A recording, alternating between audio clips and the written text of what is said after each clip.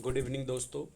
मैं विकास वर्धन मंत्रा नई दिल्ली मुखर्जी नगर से आपका स्वागत करता हूं वर्धन मंत्रा परिवार में।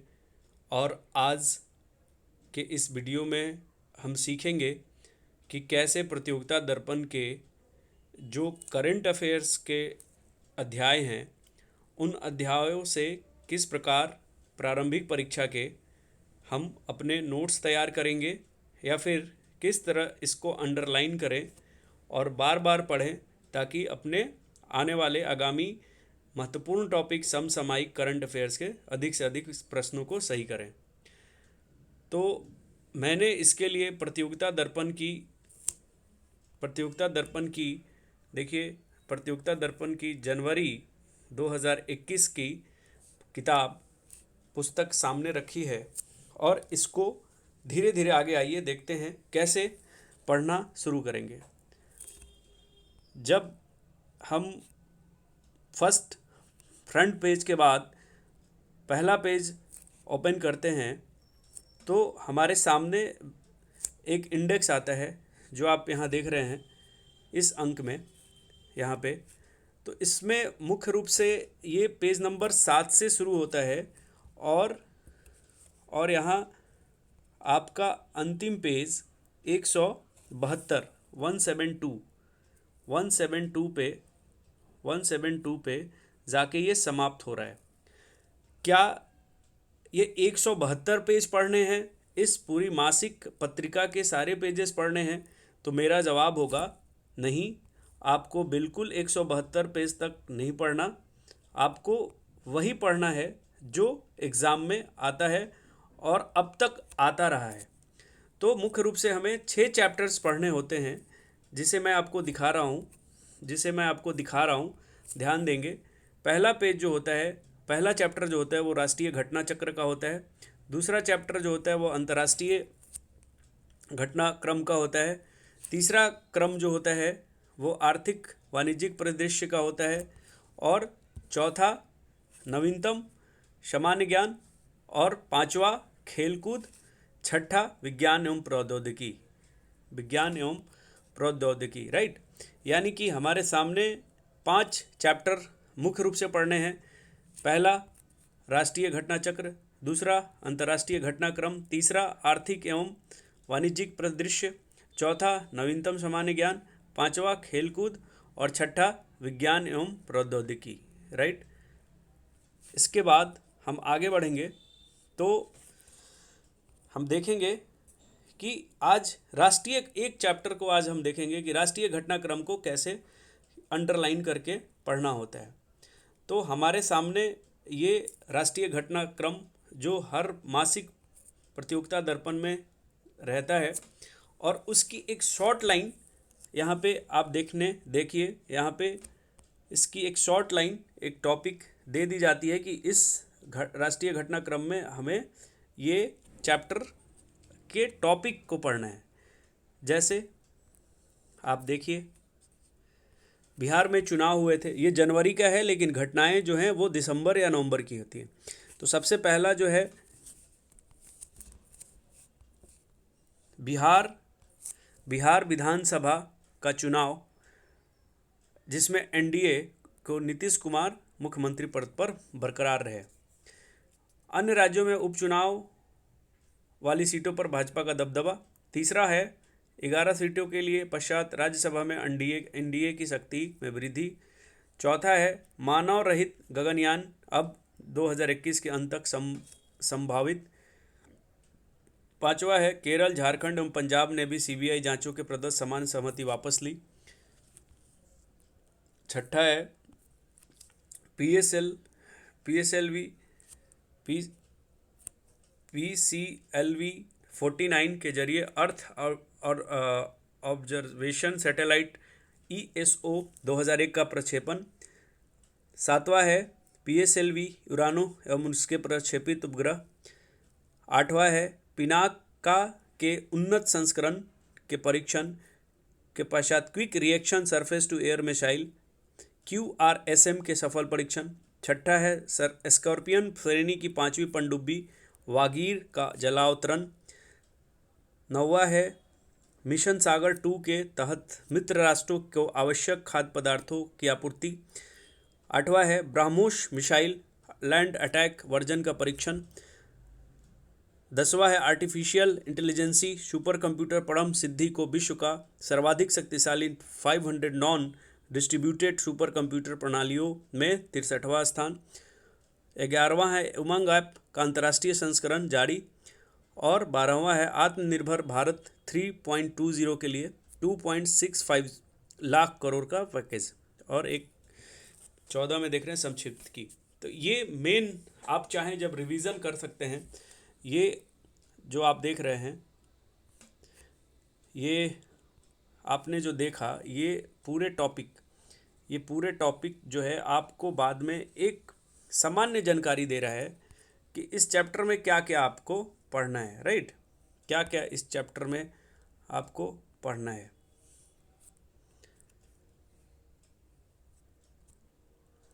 अब आगे देखेंगे कि इसको थोड़ा डिटेल करेंगे, देखेंगे।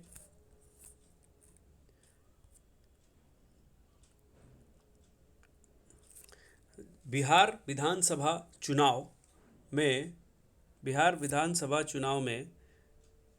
एनडीए को बहुमत मिली है।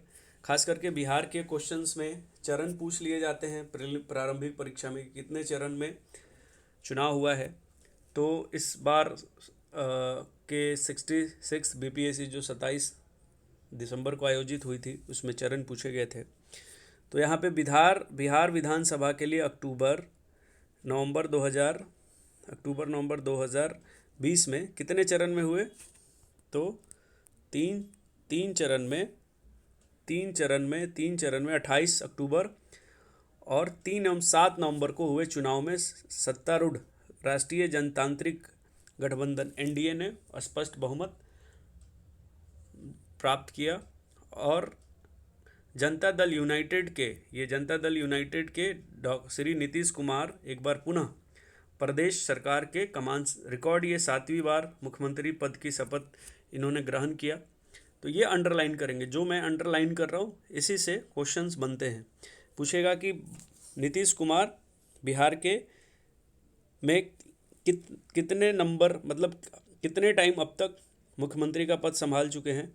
तो अब तक 7 बार उन्होंने मुख्यमंत्री के पद की शपथ ग्रहण की है, मतलब 7 बार। अब एनडीए विधायक दल के भाजपा के विधायकों की संख्या जनता दल यूनाइटेड के विधायकों से अधिक रही। फिर पूछता है बीपीएससी में या दरोगा, अगर आप सचिवालय सहायक दे रहे होते हैं तो आपसे पूछेगा कि बिहार विधानसभा के सदस्यों की संख्या कितनी है। तो बिहार विधानसभा में 243 सदस्यीय विधानसभा में 125 सीटें एनडीए गठबंधन को प्राप्त हुई हैं, जबकि राष्ट्रीय जनता दल को कांग्रेस और वाम दलों के महागठबंधनों की सीटों की संख्या 110 रही। कितनी रही? 243 सदस्य विधानसभा 125 एनडीए को प्राप्त हुआ और आरजेडी कांग्रेस वाम दलों को 110 सीटें प्राप्त रही और 8 अन्य दलों को प्राप्त हुई। ये आपका क्वेश्चन है।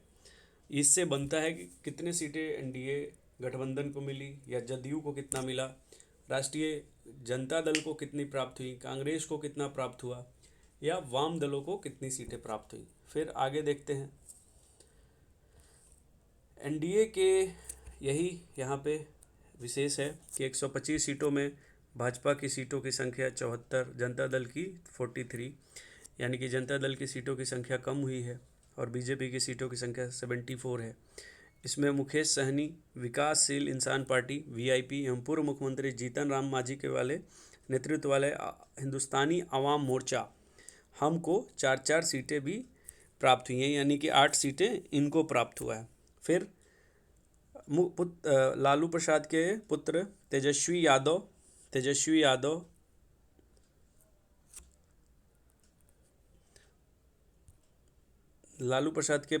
तेजस्वी यादव को भावी मुख्यमंत्री के रूप में प्रस्तुत किया गया राष्ट्रीय जनता दल के द्वारा, कांग्रेस और वाम दलों के महागठबंधन के द्वारा, जिसमें 110 सीटों में 75 राजद की, कांग्रेस की 19 और वाम दलों की 16 सीटें शामिल है, राइट। अन्य 8 अन्य सीटों में इसमें राजद की 75 सीटें हैं, यानी कि सबसे ज़्यादा जो सीट आई है वो राष्ट्रीय जनता दल को आई है। यहाँ पे आप देखिए, यहाँ पे आप देख सकते हैं कि यहाँ पे देखिए आप बीजेपी को 74 सीट आई है, जबकि यहाँ पे राजद को 75 आई है, यानी कि सबसे बड़ी पार्टी के रूप में आपका राजद बना है। 8 अन्य सीटों में 5 सीटें अवैशुद्दीन अवैशी एएमआई की पार्टी और 1 सीट लोक जनशक्ति पार्टी रामविलास पासवान चिराग पासवान अब हैं, उनको मिला है। भाजपा को उन्हें भी मिला है और 1 सीट निर्दलीय। तो देख रही है कि 243 सदस्यीय विधानसभा में 75 सीट के साथ राजद बड़ी पार्टी और बीजेपी दूसरी बड़ी पार्टी हुई। यहाँ पे इसका एक डिस्क्रिप्शन है, आप चाहें आप इसको याद कर लें। ये बॉक्स क्वेश्चंस आते हैं, हमेशा आते हैं कि किस पार्टी को कितनी सीटें मिली, राइट। तो ये आप याद कर सकते हैं, क्योंकि लोकसभा चुनाव में ऐसा पूछा गया था। फिर आइए, विधानसभा में अब दलगत स्थिति, वही चीज़ यहाँ भी है, 243 सीटें। चलिए आगे देखते हैं। दूसरे पेज में यही चीज़ आ गई, जब पेज इनकी सीटों की संख्या 43, जदयू को 43। इसके बावजूद पूर्व प्रचार किए गए अनुरूप नीतीश कुमार को ही एनडीए का मुख्यमंत्री विधायक दल का नेता चुना गया और नीतीश कुमार को एनडीए का नेता चुन लिया गया। किंतु सरकार में अब 2 उप मुख्यमंत्री बनाए गए हैं, श्री ताराकिशोर प्रसाद और रेणु देवी। ताराकिशोर प्रसाद और रेणु देवी 2 भाजपा कोटे से उप मुख्यमंत्री बनाए गए हैं और 1 नीतीश कुमार जदयू से हैं। तो ये इम्पोर्टेंट है। फिर अगला क्वेश्चन ये भी हो सकता है कि बिहार के राज्यपाल कौन हैं। तो बिहार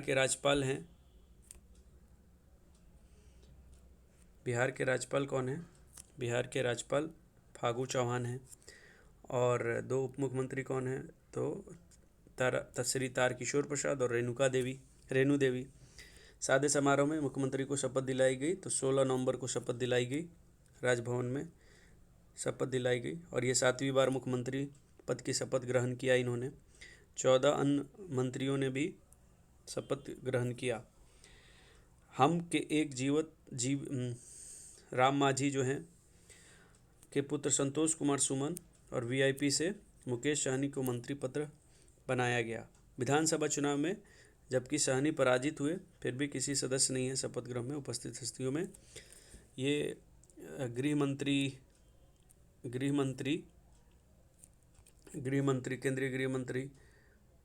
केंद्रीय गृह मंत्री अमित शाह और भाजपा के राष्ट्रीय अध्यक्ष जेपी नड्डा शामिल रहे।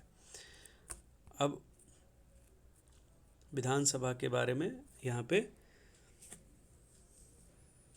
एक इम्पोर्टेंट है कि चुनाव में सबसे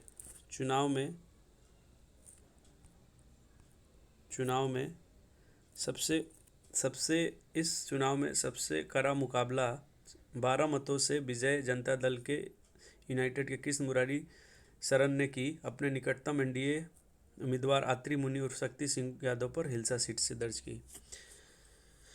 12 सीट्स के साथ 12 मतों से विजय जनता दल के यूनाइटेड एनडीए उम्मीदवार आत्री मुनि उर्फ शक्ति सिंह यादव पर हिलसा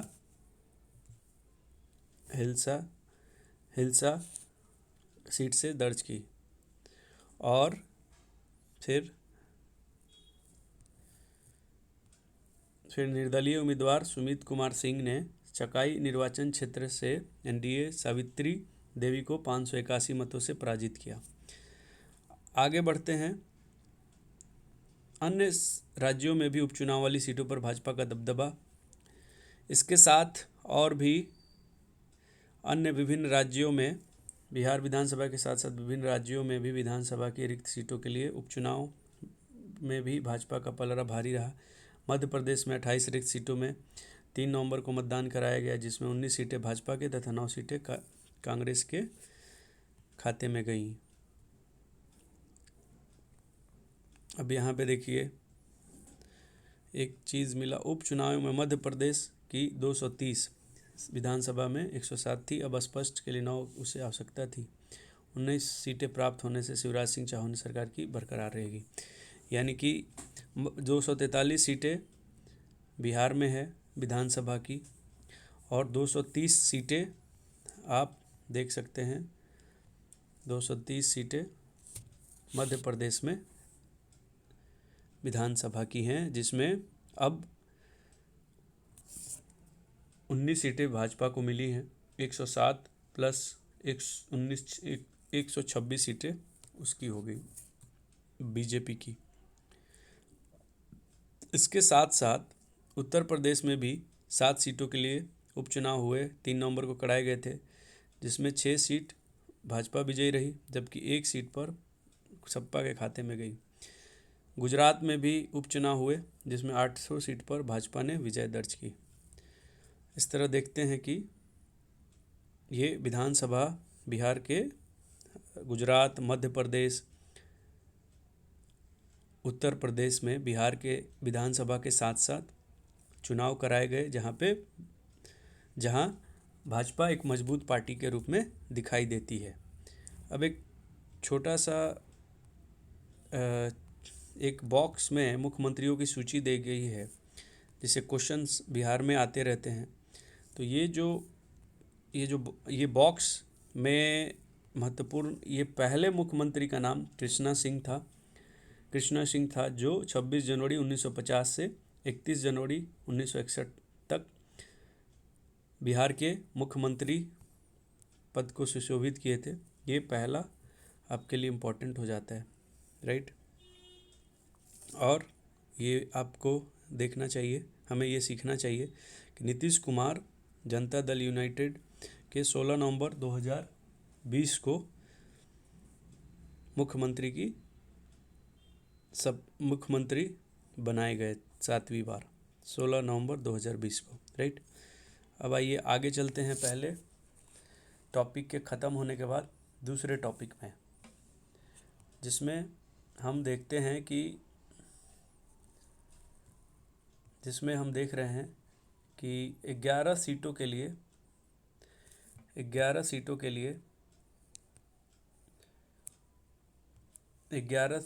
लिए राज्यसभा के लिए चुनाव किए गए। ये चुनाव नवंबर में 2020 को संपन्न हुए। इसके परिणामों के चलते भाजपा की सीटों में वृद्धि हुई। राज्यसभा में उत्तर प्रदेश से 10, उत्तराखंड से 1 सहित 11 सीटों के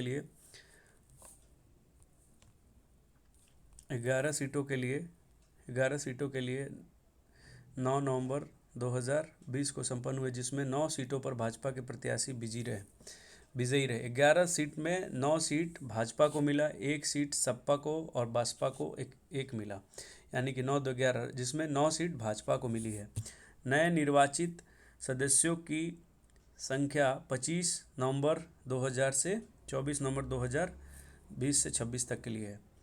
राज्यसभा की सदस्यता 6 वर्ष के लिए एक और मानी जाती है।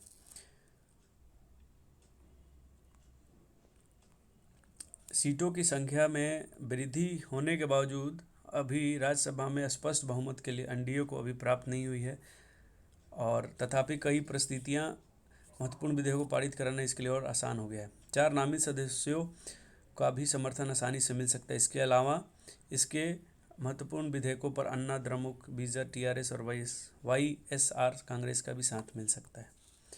तो यहाँ 9 सीट बीजेपी को मिली है 11 सीटों में। अब राज्यसभा में दलगत स्थिति की चर्चा की गई है। आप इसको देखिए, सबसे ज़्यादा सीट, टोटल सीट आप देख लीजिए कि 245 है, जिसमें भारतीय जनता दल को 93 कांग्रेस 37, तृणमूल कांग्रेस 13, बीजू जनता दल 9, एनडीएमए के 9 और बाकी जदयू और समाजवादी पार्टी 5, सीपीआई 5, जदयू 5, राष्ट्रीय जनता दल 5, समाजवादी 5 सदस्य हैं। राष्ट्रीय कांग्रेस पार्टी के भी 5 हैं, मनोनीत 4 हैं। आम आदमी पार्टी, इन सब के आम आदमी पार्टी 3, शिवसेना शिरोमणि अकाली दल 3, 12 इनके हैं 3-3 करके, बाकी 4 अभी रिक्त है, या 245, राइट। तो ये भी हमारे लिए इम्पोर्टेंट है। 245 हमारे टोटल हो गए। अब एक नई है कि केरल, झारखंड और पंजाब ने सीबीआई जांचों के लिए प्रदत्त सामान्य सहमति वापस ली। होता क्या था कि पहले सीबीआई किसी भी देश में बिना किसी राज्य सरकार के सहमति की जांच कर लेती थी, जा सकती थी।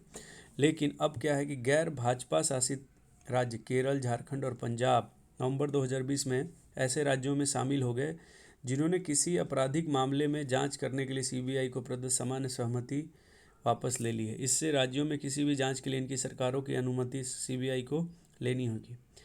इस प्रकार ऐसे राज्यों की संख्या अब कितनी हो गई? 9, जिनमें किसी मामले की जांच के लिए सीबीआई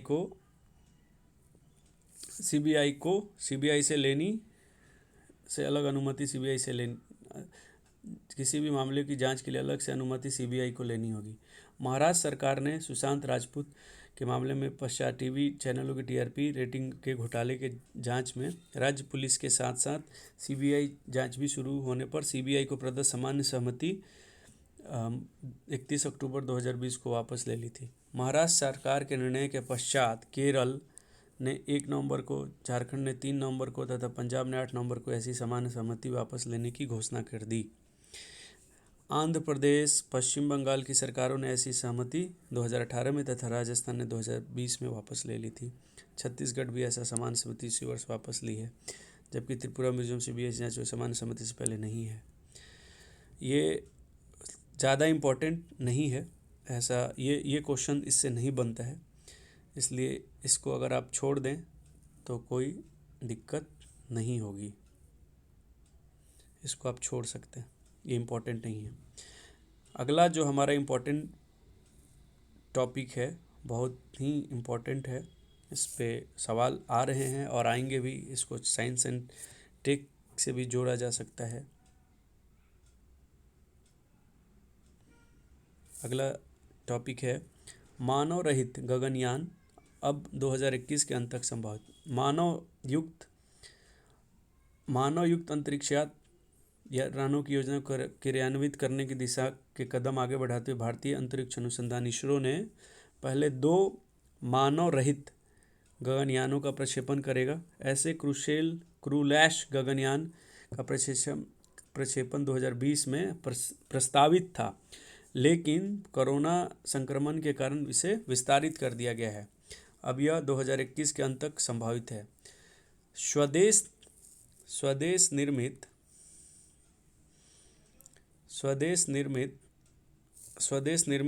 क्वेश्चन पूछेगा कि स्वदेश निर्मित रोबोट व्योममित्र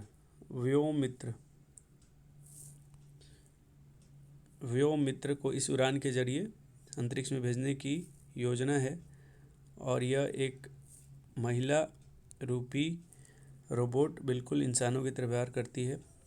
दूसरा क्रूशेल गगनयान 2022 में, क्रूलैश गगनयान 2022 में भेजा जाएगा। दो मानव रहित उड़ानों के पश्चात ही मानव युक्त गगनयान के प्रक्षेपण की इसरो की योजना है और यह प्रक्षेपण स्वदेश निर्मित भूस्थैनिक प्रक्षेपण यान GSLV Mach 3 के माध्यम से भेजा जाएगा, ऑर्बिट में रखा जाएगा, लो अर्थ रखा। मानव युक्त गगनयान की उड़ान संभावित अंतरिक्ष यात्रियों का चयन इसरो द्वारा कर लिया गया है और इसकी प्रशिक्षण जो है रूस में दिया जा रहा है। तो प्रक्षेपण प्रशिक्षण किसके द्वारा दिया जा रहा है अंतरिक्ष यात्रियों की? रूस के द्वारा। और फ्रांस भी इसमें गगनयान में मदद कर रहा है, राइट। तो ये भी काफ़ी इम्पोर्टेंट हमारा टॉपिक है, इससे भी क्वेश्चन आएंगे। अगला क्वेश्चन है, अगला टॉपिक है PSLV 49 के जरिए अर्थ ऑब्जर्वेशन सैटेलाइट EOS-01 का प्रक्षेपण, राइट। तो ये आपका इम्पोर्टेंट टॉपिक है। ध्रुवीय उपग्रह PSLV C48 के लगभग एक वर्ष पश्चात भारतीय अंतरिक्ष अनुसंधान संगठन इसरो ने अपने नए पृथ्वी अवलोकन उपग्रह अर्थ ऑब्जर्वेशन सैटेलाइट EOS-10 का प्रक्षेपण 7 नवंबर 2020 को किया है। यह प्रक्षेपण श्रीहरिकोटा, आंध्र प्रदेश स्थित सतीश धवन अंतरिक्ष केंद्र के जरिए प्रक्षेपण यान PSLV C49 से किया गया। इसमें 6 छोटे विदेशी उपग्रहों का प्रक्षेपण भी PSLV के लिए किया गया। इसमें लिथुआनिया का 1, लग्जमबर्ग का 4, अमेरिका के 4 उपग्रह शामिल थे। उपग्रहों का प्रक्षेपण जो है केंद्र सरकार की न्यू स्पेस इंडिया लिमिटेड के साथ वाणिज्यिक अनुबंध के तहत किया गया। देन पृथ्वी अवलोकन उपग्रह अर्थ ऑब्जर्वेशन सैटेलाइट EOS श्रृंखला के इसरो की पूर्ववर्ती DSAT श्रृंखला के उपग्रहों की नई उन्नत श्रृंखला है। इस श्रृंखला में इसरो ने अपने अर्थ ऑब्जर्वेशन सैटेलाइट का नामकरण EOS श्रृंखला से करना शुरू किया है और 7 नवंबर 2020 को प्रक्षेपित रडार जिम अर्थ ऑब्जर्वेशन सैटेलाइट रिएसैट के नाम से 2BR1 के नाम से पहला, ये अब ध्यान दीजिएगा, बहुत ज़रूरी ये टॉपिक है कि पृथ्वी अवलोकन उपग्रह अर्थ ऑब्जर्वेशन सैटेलाइट EOS श्रृंखला इसरो की पूर्ववर्ती रिसैट श्रृंखला के उपग्रहों की नई उन्नत श्रृंखला है, मतलब, और रिसैट की नई उन्नत श्रृंखला है जिसका नाम है रिसैट 2B1R, राइट। अब तक के PSLV की एक डिटेल दे दी गई है। सबसे पहले PSLV की पहली उड़ान जो है 20 सितंबर 1993 में IRS-E1E के प्रक्षेपण का प्रयास किया गया था, जो असफल हुआ था। मतलब 93-94 से ये सब चीज़ें चल रही हैं। सबसे महत्वपूर्ण जो है, जैसे आप देख सकते हैं, मंगलयान के लिए PSLV C25 2013। फिर आप यहाँ देखिए,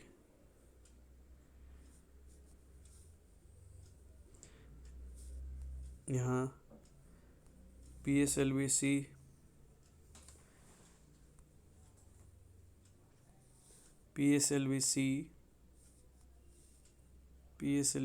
15 फरवरी 2017 को कार्टोसैट 2A भेजा गया था, राइट। 104 उपग्रहों का प्रक्षेपण किया गया था इसके साथ, तो ये भी इम्पोर्टेंट है। और लास्ट अभी आप देख रहे हैं कि PSLV C49 7 नवंबर 2020 ऑब्जर्वेशन सैटेलाइट EOS-1 और SC9 छोटे विदेशी उपग्रह। नेक्स्ट पेज पे देखते हैं,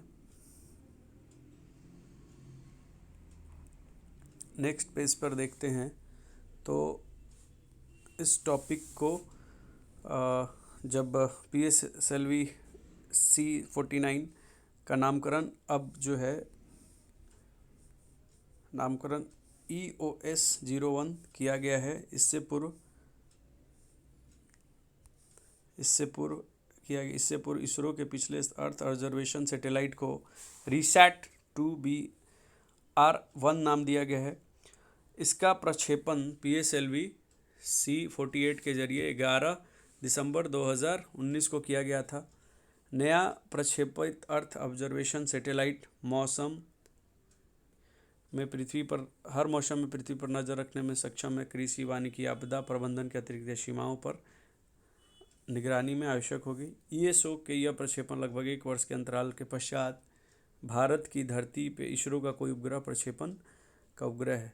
पूर्व दिसंबर 2019 PSLV 48 की उड़ान रीसेट 2BR-1 के का तथा नवंबर 2000 PSLV C-47 की उड़ान द्वारा कार्टोसैट 3 का प्रक्षेपण इसरो ने किया। बाद में जनवरी 2020 में इसरो का संचार उपग्रह GSAT-30 का प्रक्षेपण हुआ था, किंतु प्रक्षेपण यूरोप में एरियन स्पेस कंपनी के एरियन 5 रॉकेट के जरिए फ्रेंच गुयाना के कारू से किया गया था। तो ये क्वेश्चंस जब तक आप देखेंगे नहीं साइंस की तो आप इसको सॉल्व नहीं कर सकते हैं। आज हम यही छोड़ते हैं। अगले क्लास में हम देखेंगे कि पिनाका क्या है और पिनाका के उन्नत संस्करण के परीक्षण के पश्चात quick reaction surface to air missile system के सफल परीक्षण, स्कॉर्पियन श्रेणी की 5वीं पनडुब्बी वागीर का जलावतरण और फिर मिशन सागर के तहत मित्र राष्ट्रों को आवश्यक खाद्य पदार्थों की आपूर्ति, ब्रह्मोस मिसाइल के लैंड अटैक वर्जन का परीक्षण। इसमें साइंस टेक भी राष्ट्रीय में हम देखने को मिलता है। फिर उसके आगे देखेंगे कि भारत में आर्टिफिशियल इंटेलिजेंस सुपर कंप्यूटर परम सिद्धि को विश्व के सर्वाधिक शक्तिशाली 500 नॉन डिस्ट्रीब्यूटेड सुपर कंप्यूटर प्रणालियों में 63वां स्थान मिला है। उमंग ऐप का अंतर्राष्ट्रीय संस्करण आत्मनिर्भर भारत 3.0 के तहत 2.65 लाख करोड़ का नया पैकेज। तो ये हमारे कल अगले क्लास में देखेंगे। और आज के लिए इतना ही। आपने देखा राष्ट्रीय घटनाक्रम के कौन कौन से पॉइंट्स इंपॉर्टेंट्स हैं और किस तरह से प्रश्नों को पूछा जाता है, राइट। कल बाकी के जो बच रहे हैं वो कल अगले क्लास में हम देखेंगे, राइट। यहाँ तक आज के लिए इतना ही। उम्मीद है कि आप लोगों को कुछ अच्छा लगा होगा और आपकी पढ़ाई थोड़ी आसान हुई होगी। फिर मिलेंगे अपने अगले वीडियो में। धन्यवाद, थैंक यू।